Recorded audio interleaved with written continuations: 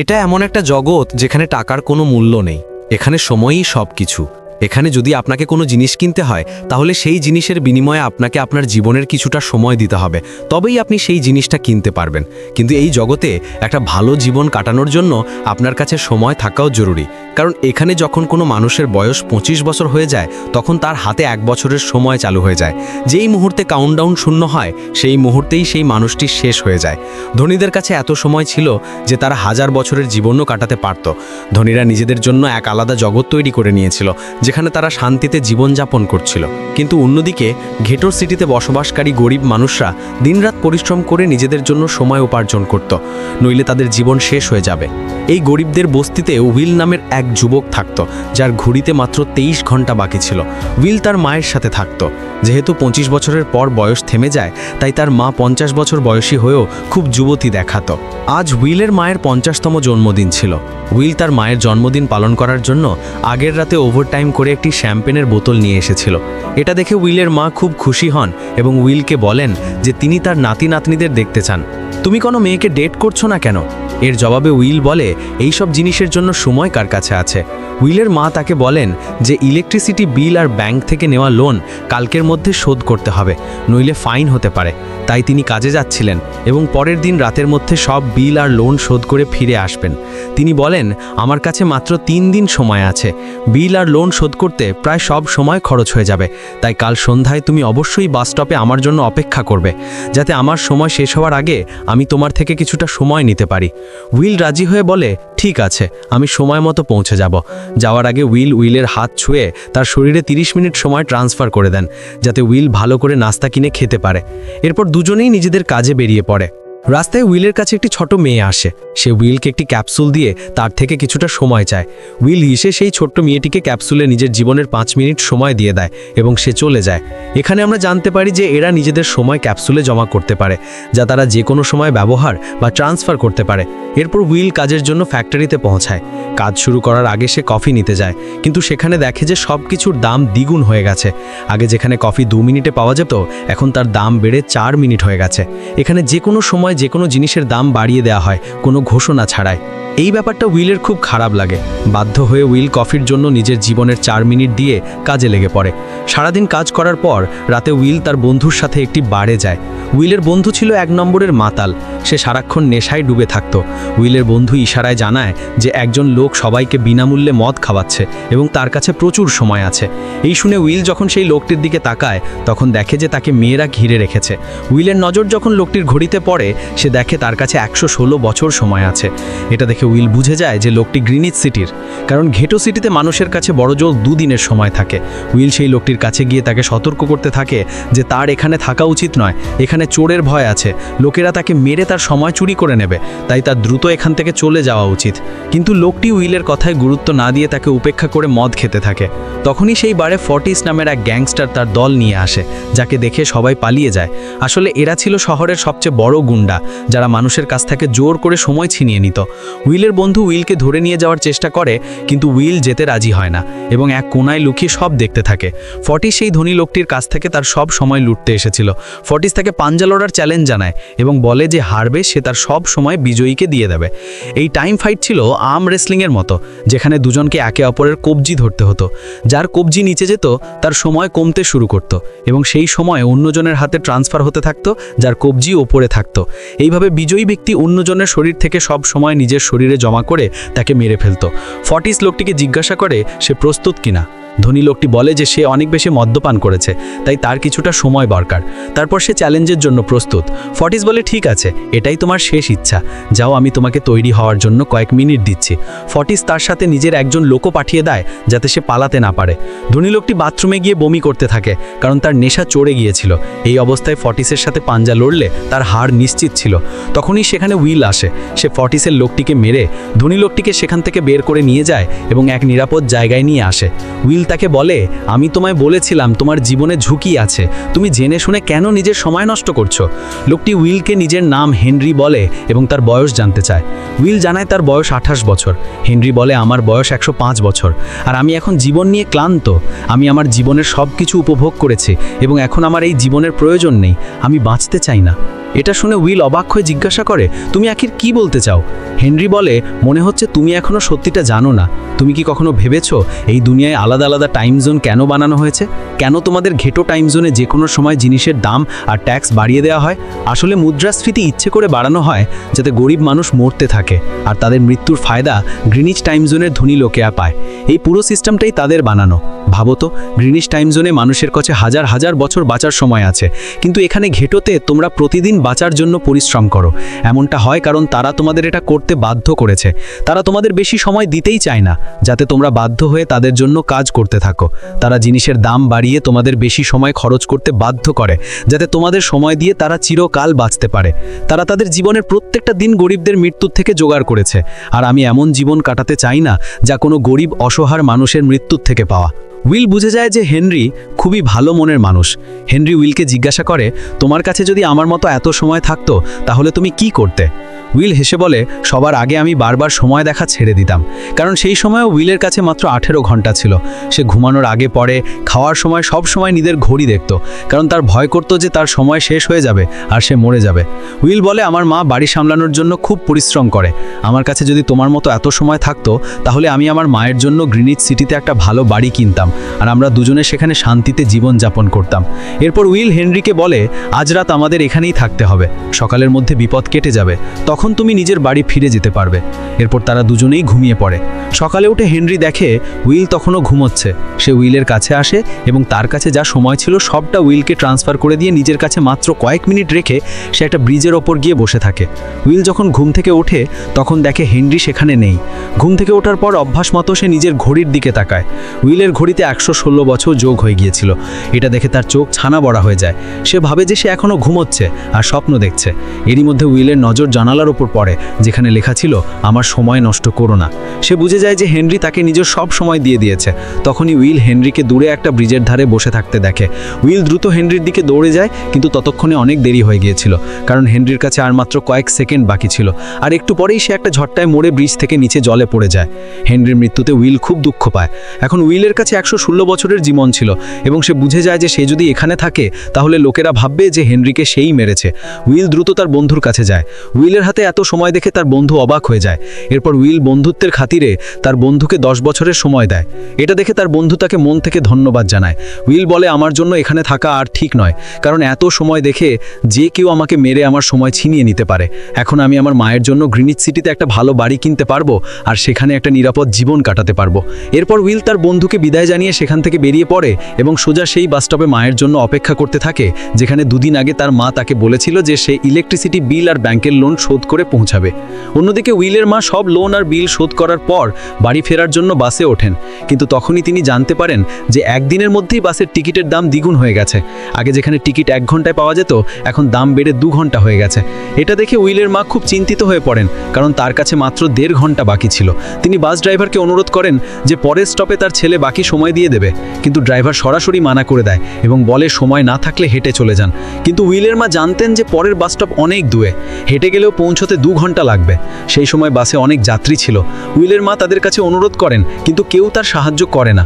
এরই মধ্যে বাস সেখান থেকে চলে যায়। উইলের মা রেচেলের কাছে বেশি সময় ছিল না, তাই সে দৌড়ে বাড়ির দিকে ছুটতে থাকে। অন্যদিকে উইল তার মায়ের জন্য ফুলের তোড়া নিয়ে বাস স্টপে অপেক্ষা করছিল, কারণ আজ তার মায়ের জন্মদিন পালন করার কথা ছিল। বাস যখন স্টপে পৌঁছায় তখন অনেক যাত্রী নামে, কিন্তু তাদের মধ্যে উইলের মা ছিল না।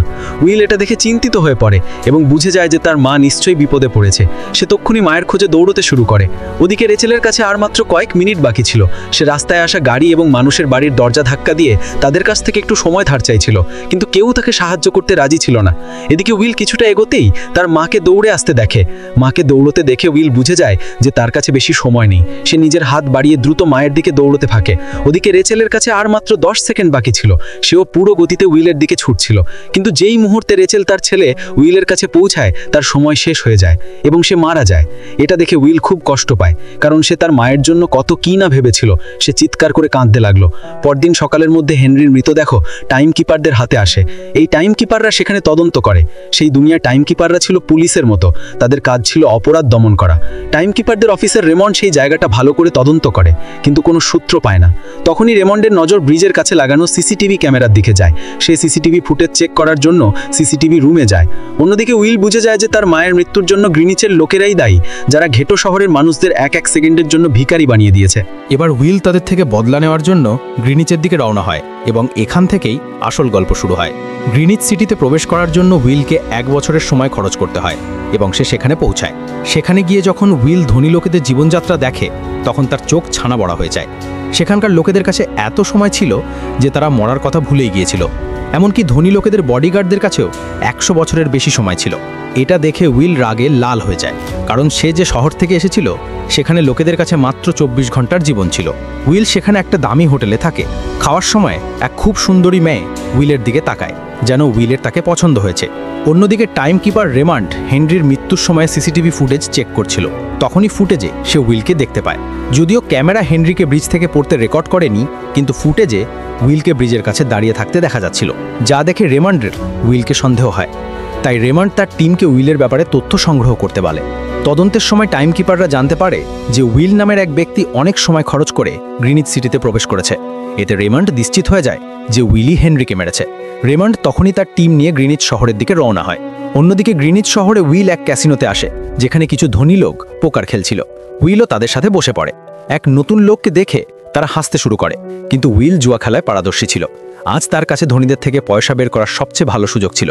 উইল ফিলিপ নামের এক ধনী ব্যক্তির সাথে পোকার খেলে। ফিলিপ ছিল সেখানকার সবচেয়ে ধনী ব্যক্তি। তার নিজের একটা টাইম ব্যাংক ছিল, যা লোকেদের লোনের সময় দিত। ফিলিপের সাথে তার মেয়েও বসেছিল। এই সেই মেয়ে যে কিছুক্ষণ আগে উইলের দিকে তাকিয়েছিল। খেলা শুরু হলে উইল তার জীবনের সব সময় বাজি ধরে এবং নিজের বুদ্ধির জোরে ফিলিপের কাছ থেকে 1100 বছর জিতে যায়। এটা দেখে ফিলিপের মেয়ে সিলমিয়া উইলের প্রতি খুব মুগ্ধ হয়ে যায়। সেই উইলকে পরের রাতে তাদের বাড়িতে পার্টিতে আমন্ত্রণ জানায়। পরের সঙ্গে উইল একটা নতুন গাড়ি কিনে ফিলিপের পার্টিতে পৌঁছায়। পার্টিতে উইল আর সিলভিয়া নাচতে থাকে এবং সিলভিয়া মনে মনে উইলকে ভালোবেসে ফেলে। সে তার মনের কথা উইলকে বলতে যাবে, ঠিক তখনই টাইম কিপার রেমান্ড তার টিম নিয়ে সেখানে পৌঁছায় এবং উইলকে ধরে ফেলে। উইলকে খুনি ভেবে সিলভিয়াও তার উপর রেগে যায়। রেমন্ড প্রথমে উইলের সব সময় কেড়ে নিয়ে তাকে মাত্র 2 ঘন্টা দেয়। এরপর সে তাকে হেনরির খুনের অভিযোগে গ্রেপ্তার করতে চায়। রেমন্ড উইলকে জিজ্ঞাসা করে, তুমি হেনরিকে কেন মেরেছ? উইল তাকে বলে যে সে তাকে মারেনি, বরং হেনরি নিজেই বাঁচতে চায়নি, তাই সে তাকে 116 বছর দিয়ে আত্মহত্যা করেছে। কিন্তু রেমন্ড উইলের কথা বিশ্বাস করে না। উইল বুঝতে পারে যে রেমন্ড তাকে হেনরির মিথ্যা মামলায় ফাঁসিয়ে সারা জীবনের জন্য জেলে পাঠিয়ে দেবে। তাই সে সুযোগ বুঝে রেমন্ডের লোকদের মেরে নিজেকে মুক্ত করে এবং তাদের বন্দুক নিয়ে সিলভিয়াকে বন্দী বানিয়ে নেয়। সিলভিয়াকে ঢাল বানিয়ে উইল তাকে নিয়ে পালিয়ে যায় এবং রেমন্ড তার লোকদের ফাঁকি দিয়ে আবার ঘেটো শহরে ফিরে আসে। এই সময় উইলের কাছে সময় খুব কম ছিল। সে সিলভিয়ার কাছে কিছু সময় ধার চায়, কিন্তু সিলভিয়া তাকে 1 সেকেন্ডও দিতে রাজি হয় না, কারণ সেও উইলকে হেনরির খুনি ভাবছিল। তাই উইল আরও দ্রুত গাড়ি চালিয়ে ঘেটো শহরের দিকে এগোতে থাকে, যাতে সেখানে পৌঁছে কারো কাছ থেকে সময় ধার নিতে। তাড়াহুড়োতে তার নজর রাস্তার ওপর বিছানো কাটা তারের ওপর পড়ে না। তাতে ধাক্কা লেগে উইলের গাড়ি ব্রিজ থেকে নিচে পড়ে যায়। এই দুর্ঘটনায় উইল আর সিলভিয়া অজ্ঞান হয়ে যায়। আসলে রাস্তায় কাটা তারগুলো ফোর্টিস আর তার গ্যাং বিছিয়েছিল। ফোর্টিস দেখে যে সিলভিয়ার কাছে 10 বছরের সময় আছে। সে সিলভিয়ার সব সময় চুরি করে সেখান থেকে চলে যায়। কিছুক্ষণ পর উইল আর সিলভিয়ার জ্ঞান ফেরে। সিলভিয়া যখন তার হাতের দিকে তাকায়, তখন সে চিন্তিত হয়ে পড়ে, কারণ তার কাছে মাত্র 30 মিনিট বাকি ছিল। উইলের কাছেও কয়েক মিনিটই ছিল। তবুও সে সিলভিয়াকে নিজের কিছু মিনিট দেয়, যাতে দুজনের সময় সমান হয়ে যায়। এরপর উইল সিলভিয়াকে নিয়ে তার সেই বন্ধুর বাড়ি যায়, যাকে সে 10 বছরের সময় দিয়েছিল। যখন তার বন্ধুর স্ত্রী দরজা খোলে, সে উইলকে দেখে রেগে গিয়ে বলে, তোমার দেওয়া 10 বছর আমার স্বামীর প্রাণ নিয়ে নিয়েছে। সে সব সময় মদের পেছনে উড়িয়ে দিয়েছে, যার ফলে তার মৃত্যু হয়েছে। এটা শুনে উইল হতাশ হয়ে পড়ে, কিন্তু এখন তাদের দুজনের কাছেও বেশি সময় ছিল না। যদি তারা তাড়াতাড়ি কিছু না করত, তাহলে তাদেরও মৃত্যু নিশ্চিত ছিল। তখনই উইল সিলভিয়ার কানে হীরের দুল দেখতে পায়। সেটা বিক্রি করে উইল আর সিলভিয়ার 2 দিনের সময় পায়। এরপর উইল আর সিলভিয়া একটা ফোন বুথে আসে। সে সিলভিয়ার বাবা ফিলিপকে ফোন করে জানায় যে তার মেয়ে এখনও সুরক্ষিত আছে। সেই সময় রেমন্ড ফিলিপের কাছেই ছিল, আর উইলও জানতো যে রেমন্ড সেখানে আছে। উইল সিলভিয়াকে চারার বিনিময়ে 10,000 বছরের সময় চায় এবং সেই সময়টা টাইম ব্যাংকের মাধ্যমে গরিবদের মধ্যে বিলিয়ে দিতে বলে। সে পরের দিন সকাল পর্যন্ত সময় দেয়। যদিও ফিলিপের জন্য এই পরিমাণটা কিছুই ছিল না, কিন্তু সে কোনো মতেই গরিবদের সময় দিতে চায়নি। এদিকে উইল সিলভিয়াকে নিজের বাড়িতে নিয়ে আসে, যেখানে তারা সকাল হওয়ার অপেক্ষা করছিল। এই সময় সিলভিয়া উইলকে তার পরিবারের কথা জিজ্ঞাসা করে। উইল জানায় যে আগের রাতেই সময়ের অভাবে তার মায়ের মৃত্যু হয়েছে। এটা শুনে সিলভিয়ার খুব খারাপ লাগে এবং সে বুঝতে পারে যে এখানকার গরিবরা প্রতি মুহূর্তে মৃত্যুর ভয়ে বাঁচে। তাদের একদিনের সময় রোজগার করতে কত পরিশ্রম করতে হয়। পরদিন সকালে ব্যাংক খুলতেই উইল আর সিলভিয়া জানালা দিয়ে ব্যাংকের উপর নজর রাখতে থাকে, কিন্তু ব্যাংক গরিবদের মধ্যে সময় বিতরণ করে না। সিলভিয়া এটা দেখে খুব হতাশ হয়ে যায় যে সময়ের কাছে তার বাবার জন্য নিজের মেয়েরও কোনো দাম নেই। এবার সিলভিয়া বুঝতে পারে যে তার বাবা শুধু একজন ব্যবসায়ী নন, বরং তিনি এই সিস্টেমের প্রধান। সে গরিব মানুষের মৃত্যু থেকে নিজের জীবনের বছর জমা করে। সিলভিয়াকে এভাবে হতাশ দেখে উইল তাকে বাড়ি ফেরত পাঠানোর সিদ্ধান্ত নেয়। সে তাকে ফোন বুথে নিয়ে গিয়ে তার বাবাকে ফোন করে নিজের জন্য সাহায্য চাইতে বলে। এই সময় উইল সিলভিয়াকে একটা অস্ত্র দিয়ে দেয় যাতে সে নিজেকে রক্ষা করতে পারে। সিলভিয়া যখন ফোনে তার বাবার সাথে কথা বলছিল, ঠিক তখনই টাইমকিপার রেমান্ড চুপিসারে সেখানে এসে উইলের ওপর বন্দুক ত্যাগ করে। রেমান্ড উইলকে গুলি করতে যাবে, ঠিক তখনই সিলভিয়া রেমান্ডকে দেখে ফেলে এবং ঘাবড়ে গিয়ে রেমান্ডের ওপর গুলি চালিয়ে দেয়। এটা দেখে উইল ভয় পেয়ে রেমান্ডের কাছে আসে, যদিও গুলিটা রেমান্ডের হাত ছুঁয়ে বেরিয়ে গিয়েছিল। রেমান্ডের হাত থেকে অনেক রক্ত বেরোচ্ছিল। উইল রেমান্ডের ঘড়ি দেখে রেমান্ডের কাছে মাত্র 2 ঘন্টা বাকি ছিল। আসলে টাইমকিপারদেরও বেতন হিসেবে প্রতিদিন একদিনের সময়ই দেওয়া হতো।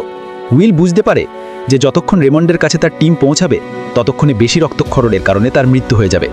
তাই উইল রেমান্ডকে 2 ঘন্টা সময় দিয়ে তার গাড়ি নিয়ে সেখান থেকে চলে যায়। রেমান্ডকে গুলি করার পর সিলভিয়া অপরাধীর তালিকায় চলে আসে। যদিও উইল সিলভিয়াকে বলে যে সে এখনও এসব থেকে বেরিয়ে আসতে পারে, কিন্তু গ্রিনিচে সিলভিয়ার জীবন ছিল খাঁচায় বন্দি পাখির মতো। তার বাবা ফিলিপ তার ওপর অনেক নিষেধাজ্ঞা চাপিয়ে দিয়েছিল, কিন্তু এখানে এসে সে স্বাধীনতার স্বাদ পাচ্ছিল, কারণ এখানে সে নিজের ইচ্ছার মালিক ছিল। সিলভিয়া বুঝতে পারে যে এখানে মানুষের সাথে অন্যায় হচ্ছে। এখন সেও গরিবদের অধিকার পাইয়ে দেওয়ার জন্য উইলের সাথে ছিল। উইল আর সিলভিয়া মিলে ধনীদের লুটতে শুরু করে। সিলভিয়া গ্রিনিচ শহরের আনাচে কানাচে চিনত, তাই তারা পরিকল্পনা করে যে তারা গ্রিনিচ সিটির ব্যাংক থেকে টাইম ক্যাপসুল চুরি করে গরিবদের মধ্যে বিলিয়ে দেবে। সিলভিয়া প্রথমে তার বাবা ফিলিপের বেশ কয়েকটি ব্যাংকে ডাকাতি করে, কারণ ফিলিপ গরিবদের মৃত্যু থেকে সেই সব সময় জমা করেছিল। তারা দুজন সিন্দুক থেকে সব টাইম ক্যাপসুল একটা ব্যাগে ভরে সেখান থেকে বেরিয়ে যায় এবং গরিবদের মধ্যে বিলিয়ে দিতে থাকে। এত বড় চুরি করার পর সরকারও তাদের উপর বিরক্ত হয়ে গিয়েছিল, তাই সরকার তাদের দুজনের মাথার দাম হিসেবে 10 বছরের সময় পুরস্কার ঘোষণা করে। এই খবর শুনে গ্যাংস্টার ফোর্টিস এখন তাদের দুজনকে পাগলের মতো খুঁজতে থাকে, কিন্তু উইল আর সিলভিয়া প্রতিদিন নিজেদের ঠিকানা বদলাতে থাকত, যার ফলে তারা কারো হাতে ধরা পড়ছিল না। তারা একটা হোটেলে লুকিয়েছিল, তাদের কাছে সময়ের কোনো অভাব ছিল না, তাই তারা পুরো হোটেলটাই বুক করে নিয়েছিল।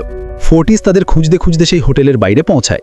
সেখানে সে কিছু লোককে ধরে উইল আর সিলভিয়ার ব্যাপারে জিজ্ঞাসা করে, কিন্তু সেই লোকগুলোর ওপর উইল আর সিলভিয়ার অনেক উপকার ছিল, তাই তারা মরতে রাজি ছিল, কিন্তু তাদের ঠিকানা বলতে রাজি ছিল না।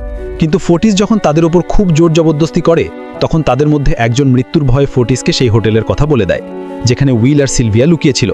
এরপর ফোর্টিস সঙ্গে সঙ্গে তার গ্যাং নিয়ে সেখানে পৌঁছায় এবং তাদের দুজনকে ধরে ফেলে। এখন উইল আর সিলভিয়ার পক্ষে তাদের হাত থেকে বাঁচা অসম্ভব ছিল। ফোর্টিস উইলকে একটা কেবিলে বসিয়ে টাইম ফাইটের জন্য চ্যালেঞ্জ করে। উইল বুঝতে পারে যে যদি সে চ্যালেঞ্জ প্রত্যাখ্যান করে তাহলে ফোর্টিসের গ্যাংয়ের লোকেরা তাকে মেরে ফেলবে, তাই সে ভাবে আজির সাথে একবার পাঞ্জা লড়া যাক। ফোর্টিস আর উইল একে অপরের কবজি ধরে এবং মৃত্যুর খেলা শুরু হয়।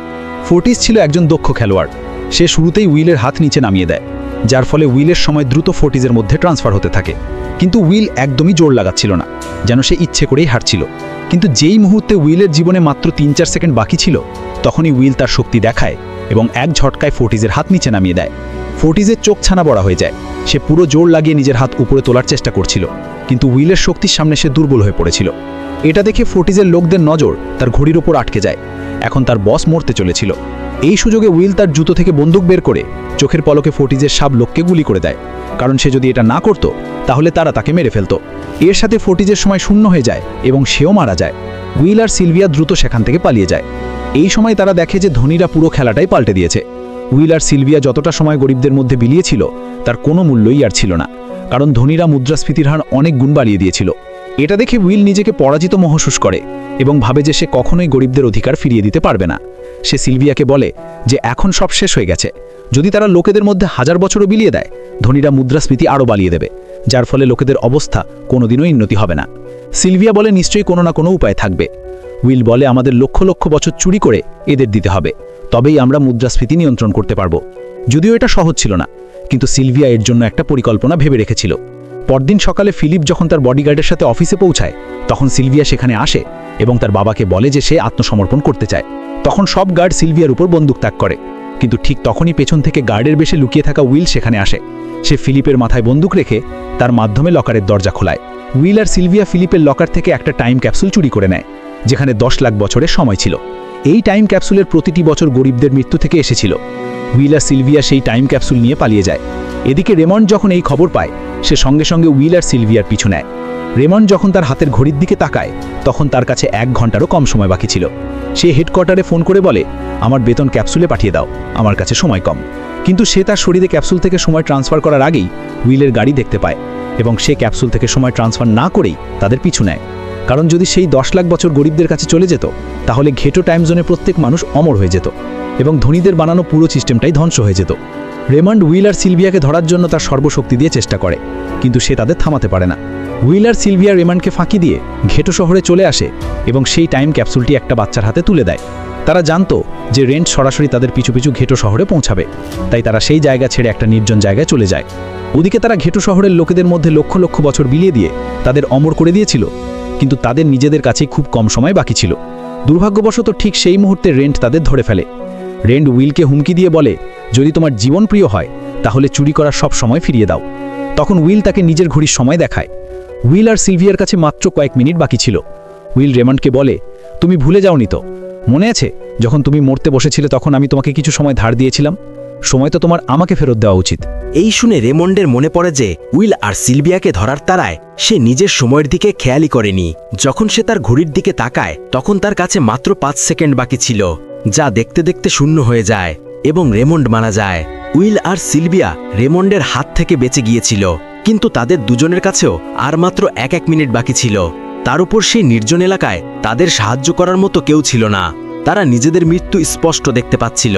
তারা দুজনেই হতাশ হয়ে একে অন্যকে জড়িয়ে ধরে, আর তখনই উইলের নজর রেমন্ডের গাড়ির উপর পড়ে। উইল দ্রুত গাড়ির দিকে দৌড়ে যায় এবং সেখানে পৌঁছে রেমন্ডের বেতনের সময় নিজের ঘড়িতে ট্রান্সফার করে নেয়। এরপর সে সিলভিয়াকেও সময় দেওয়ার জন্য তার দিকে দৌড়াতে থাকে। সিলভিও দ্রুত উইলের দিকে দৌড়াচ্ছিল। সিলভিয়ার বাঁচে মাত্র কয়েক সেকেন্ড বাকি ছিল। এটা ঠিক সেই মুহূর্তের মতো ছিল যেভাবে উইল তার মাকে হারিয়েছিল।